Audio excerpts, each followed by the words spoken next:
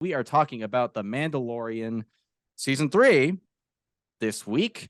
And it's the third season of The Mandalorian, created by Jon Favreau and Dave Filoni. Continues the adventures of Mandalorian Din Djarin and his adopted child, Grogu, in the years after the events of the original trilogy. It stars Pedro Pascal, Katie Sackhoff, Emily Swallow, Carl Weathers, Giancarlo Esposito, and many more.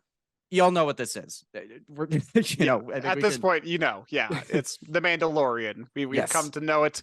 Dylan, what are your initial thoughts on season 3? And before we dive into, we also have season 2. We recorded an episode on that in the past. Our second episode ever. Yeah. Yes, our second episode ever, over 50 episodes ago. Jeez. So if you're curious to hear about season 2, our thoughts on that, please go check it out. I encourage you. But Dylan, what are your thoughts on season 3? So I'm not sure this show really works for me that much anymore. I feel as though the show now operates this space in no man's land between highly serialized storytelling and highly episodic storytelling. I don't feel like there's enough narrative momentum through the season to really work as a season-long arc, and most, if not all, of the episodes don't really work as standalones enough to be enjoyed like that. So I'm kind of in a weird spot with this. It's my least favorite season of the show. I don't hate it, but it's just kind of there, and it's it's tough because I'll talk more later, but what are your initial thoughts before we I feel like I'm in a bit of a similar area as you on this. I agree this isn't my favorite season of the show. I think the first 2 seasons, they're definitely the fire. They're the best ones compared to the third one. This season to me kind of felt a little bit more like a bicycle ride through hills. Like it's a hilly journey. There's not so many like peaks and valleys. It's like, okay, we're just kind of going on a nice little pleasant stroll here. But there's not a lot of like serious development, I would say. I'll say I think I'm more positive on this season than you are. Okay. I feel like I'm mostly positive for a handful of reasons, which we'll get into, and spoilers, of course. But I think that there's some parts of this show that could have done a lot better. And I'm also kind of torn on this season too, because it does deliver on some things that I've been asking for and what I've wanted to see in Star Wars too. We've talked about this before too, where Star Wars as a series and like as a kind of genre now, it hides behind this wall of it's poetry, it rhymes. So you get a lot of copy and paste, boring, repetitive, formulaic tropes. And it's not all boring, of course, but you see a lot of things kind of being recycled over and over again. And well, even episode 7, which I love, and I think you do as well. Like the one element that I will agree with people on that it played it too safe is that the First Order is basically just the Empire again, and we've quickly returned to the status quo of Rebels versus Empire. And that I think is negatively impacting these TV projects now, because we'll talk about that more in spoilers too. But I think that was it worked for me at the time in Force Awakens, and I still think Force Awakens is a great movie, and I think The Last Jedi is even better.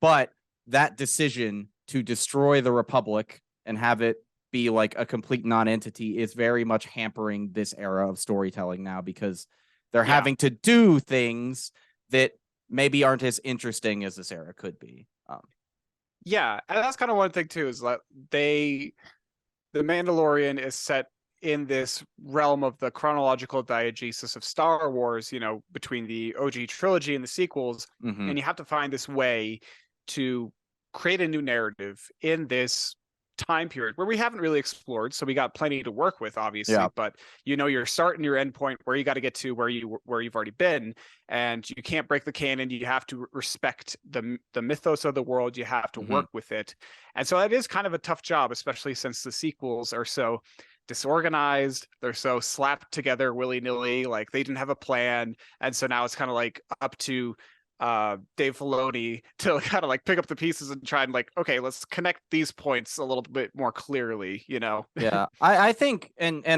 we've talked about this before. I disagree about the like sequels being slapped together until the end, Sure. but I think part of the problem I'm starting to have with this show and a lot of the Disney Plus Star Wars stuff, excluding Andor, is how connected it is attempting to become. Like, this series started as a show about a bounty hunter who finds a baby and wants to care for the baby, and that is a very small stakes show. And as it's gone on, it's becoming more and more intertwined with like Luke Skywalker and the Republic and the Rising Empire, and I don't know if that's what this story needs. Because we're losing what the appeal of the show was initially. And if they want to change it, that's fine. But now I would say season 3 feels significantly different than season 1, to the point where they're not even the same show. Not really. Oh yeah, I mean the first episode of The Mandalorian, it's him like hunting down this bounty with an assassin droid, and he kills the assassin droid at the end because of this child, and he's like, "Oh my god, this is interesting. This is a little baby," and now I feel some kind of paternal kind of connection to it a little bit. I want to protect it. And then now the most recent episode, not to get too far into spoilers, is he's helping like a bunch of Mandalorians retake this planet. You know, it's like the stakes have just like vastly multiplied, and now he's so involved with like, you know, all these different factions. Yeah. Let's see what else we got here. And I would go for it. Oh, I was just gonna say that, like, to kind of piggyback off of what I was starting out on earlier, and then we kind of pivoted. But going back to like it's poetry, it rhymes kind of thing about Star Wars, like it does kind of get boxed in. And one of the things that I want to see in Star Wars is these new, unique ideas, these bold narratives, these things that just are so vastly different. And that's kind of what the Mandalorian started out as. It's just a bounty hunter trying to make his way in the galaxy. And that's fascinating because we haven't explored that before. I just want something that's reminiscent of Star Wars, but is entirely its own thing. It's doing something new. It's exploring another aspect of it. That's kind of what I liked a lot about Star Wars Visions. Another thing that we've talked about on the show before, go listen to that episode. But that's an anthology series where every episode's unique. It's a different animator. That allows these creators to do these brand new narratives, these brand new stories with new elements, and explore these new areas of Star Wars, which is just awesome. And that's what I want in Star Wars, and that's what this season has kind of delivered on for a little bit, with some of this world building and the mythos building and some of these other smaller elements. But it does kind of come back to some of these things that we've seen before. So there's a part of me that's torn on that, because it did give me something that I wanted, but not all the way, you know? Right. Yeah, and I think you mentioned Visions, and I think that's a really good contrast point, because I am now in a place where the creative motivation for something like Visions is kind of just what I want from Star Wars overall. Just let creative people do their shit in whatever they want. Maybe the things are connected, maybe they aren't, but I think that harkens back to the origin of Star Wars with like the Joseph Campbell hero's journey, Hero of a Thousand Faces, like myth, the power of myth, right? Like Star Wars, we've gotten so into this zone of very tight continuity and canon that I think we're losing some of the mystique of Star Wars. Like and this goes back to before our time, but like we now know what the Clone Wars were and what the fall of Anakin into Darth Vader looked like. But if you're just watching the original movie for the first time, it's like, you fought in the Clone Wars. It's like, you don't need to see what that is. It's just like a line. It's like, what could that have been? And that is an element of Star Wars that I think we've lost. But in the vein of doing something really new, I think Andor does a really great job of that. And I think coming off of just having watched Andor a few months ago and coming back to this was very hard for me as a viewer, because this and it's been said all over the place during the last month and a half, but the show to me at this point really does feel like two grown men playing with action figures. instead of writing a story about characters. And Yes. but that is becoming my biggest problem with the show is everyone is so static at this point. Yes, I would agree with that, and I think that's a good way to frame it. Because yeah, the only character that really sees a lot of development this season is Bo-Katan. I would Mhm. argue, like you got Grogu in there getting some development, and that's great. But like Din Djarin, I feel like he's kind of a side character a little bit in this season to her adventures. He's like, I'm gonna help you out and kind of be in the Mhm. background. He does have agency, obviously, and he is still the main character, but I think that she's the only one who gets a lot of like the spotlight. Mhm. Um, and I see what they're just trying to like tie it up together, complete her journey, like put a bow and connect it all together like a nice little Uh, present. But yeah, I think that some parts of the season they just didn't feel as earned as others. Or mhm. like even with Andor, like every beat along that season, that first season of Andor is just so earned. Like it's just breathtaking. Yeah. You get so much great character development, and you've never met any of these characters before except for one of them, and he Mhm. dies, in the movie that we got to meet him in. Yeah. And this one, The Mandalorian, season 3, it is really just one person getting stretched out, or at least like the clan is getting some more development, I would say.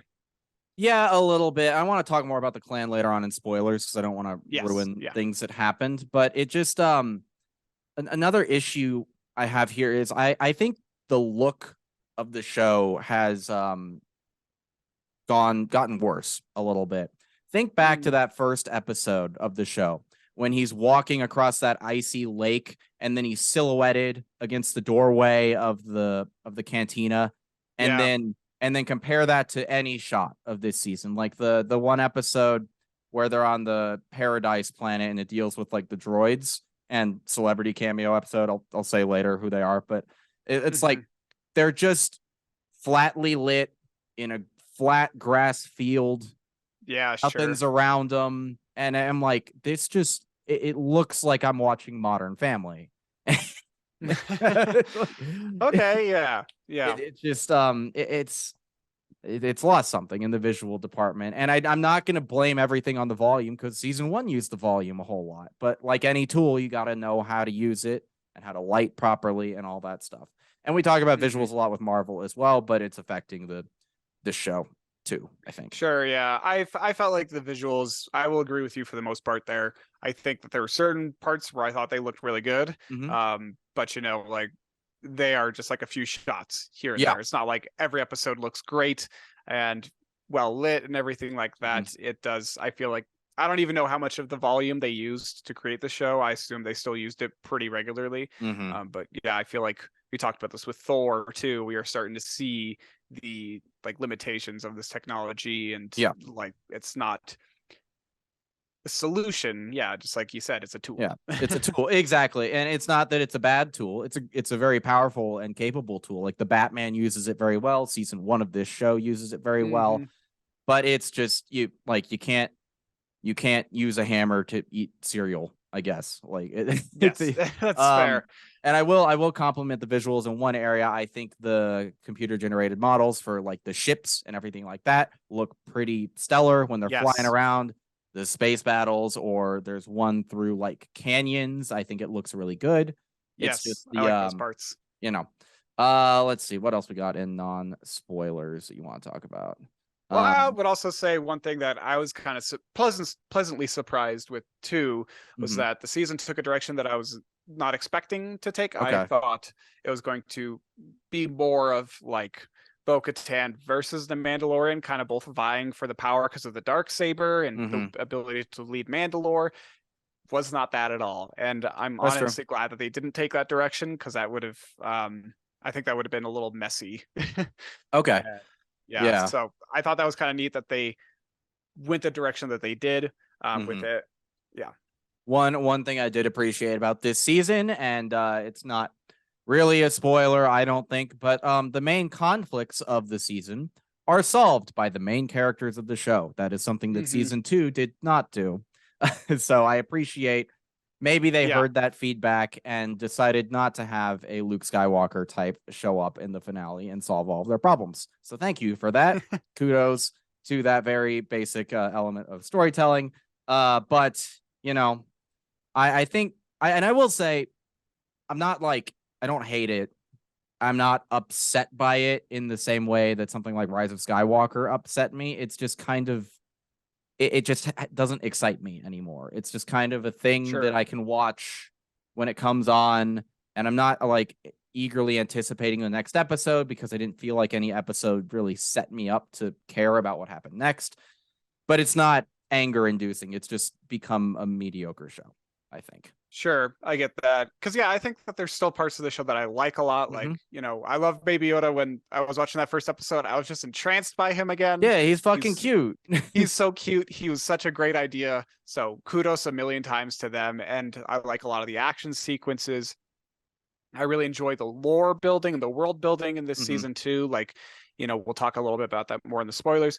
But yeah, I think that some things that I wish were better were just the character development traits of this season and the emotional stakes, like kind of like what you were just saying of, yeah, I'll watch it, but like I don't think that the hype is there that was there from the first season. Like I remember people loved the first season. Oh My yeah. brother and I would quote it back to each other all the time of like, this is the way, or Yeah. I want to see the baby, Yeah. like we would just say that back and forth all the time because it was just awesome. It's phenomenal at the time. And then now it's like, what lines can I really quote from this season? Is there anything? Does it live up to the hype anymore? I don't believe so. But again, yeah, I'm not saying it's a bad season or anything like that. I just Yeah. think that there were things that could have been better.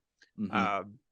And if they put in just a little bit more effort, maybe they could get there. But Yeah, I will say one thing I did find genuinely charming is that whenever Grogu is doing his little like flips and shit, because he does that now, they very clearly just took the puppet and just chucked it into the frame. yeah, And I like, you might think I'm critiquing the show for that, but no, it's very funny to see it just like a completely still puppet just go like I love it. in one scene, they actually, a character throws him to another character, and it's fucking hilarious.